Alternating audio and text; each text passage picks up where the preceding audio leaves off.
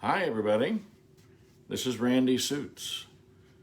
For this fine Sunday, a letter and a song. And today's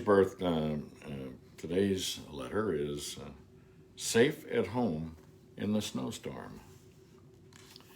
As we look out the window across the frozen lake, the wind drives the snow, blurring images that we observe. It's a lovely view from the warmth and comfort of our home. We spend limited parts of our day outside the house in short, brisk walks, a trip to the mailbox, or to shovel drifted snow on the driveway and sidewalks. Sharp, biting winds on our face discourages outdoor activities and encourages indoor projects. Eve uses her time to sort through clothes in the closet, setting some items aside for goodwill. She always finds something she hasn't worn for some time and occasionally will wear it soon thereafter. I like to read scripture, a new book, and the Sunday paper, or install new computer software. There is peace and solace when Eve and I are at home on a cold winter day. We peer out the windows at the trees swaying in the gales of wind. Squirrels scamper between trees before charging up the tree to the safety of their nest. Even the animals spend as little time as possible in the chill and wind of winter. We like to plan visits and vacations in our quiet time for the peace and tranquility of our winter break from activities lends itself to improved communication and discussion of ideas. God set the seasons in place, and we see His wisdom in seasonal weather and the balance they bring to life. When nature rests, it is a season of rest for our minds, bodies, and souls, allowing for planning that will improve the efficiency with which we execute our spring, summer, and fall plans. I love you, Eve, for the energy you spend on us and me. I will always praise the Most High God for His love and your love for me. I love you with all my heart. Kohane. As hot as it is here, it's kind of strange to be reading a letter like that. But that was the letter for today. And so let's be grateful that we can read about these things. And the marvelous thing about the mind is we can appreciate winter even in the hot days. And when it's blistering hot like this, it gives us an appreciation for the blessings of winter. Today, we're going to do a song, There is a River.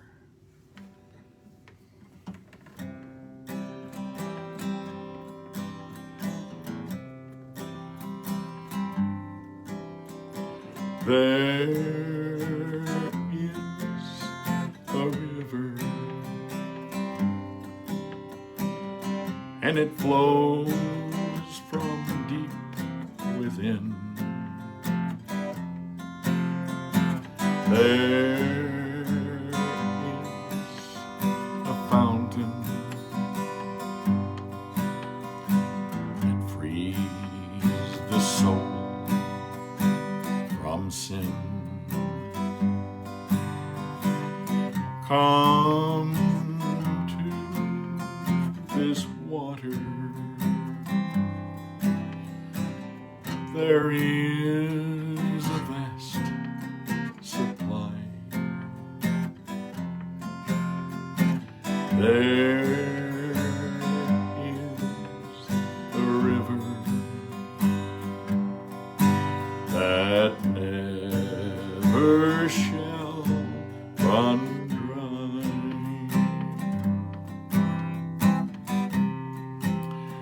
There was a thirsty woman. She was drawing water from a well. You see, her life was ruined and wasted, and her soul was bound for hell. But oh, then she met the Master, and he told her about her sin. And he said, if you drink this water, you'll never thirst again. Come to this water. There is a vast supply. There is a river that never shall run dry. There is, oh, a river, and it flows from deep within. There is a fountain that frees my soul from sin. Come to, oh, these waters. There is a vast supply. There is a river that never shall run dry. And we know exactly what that river is, don't we, folks? That's the Lord Jesus Christ. He is the fountain of life. And let's give thanks to him and praise his name today. And let's also remember what's going on in Afghanistan and all across the world, the persecution of many people who serve the Lord. And let's pray for their safety and ask the Lord to protect them and to protect all men across the earth, and to stop this violence. You know, enough is enough, folks.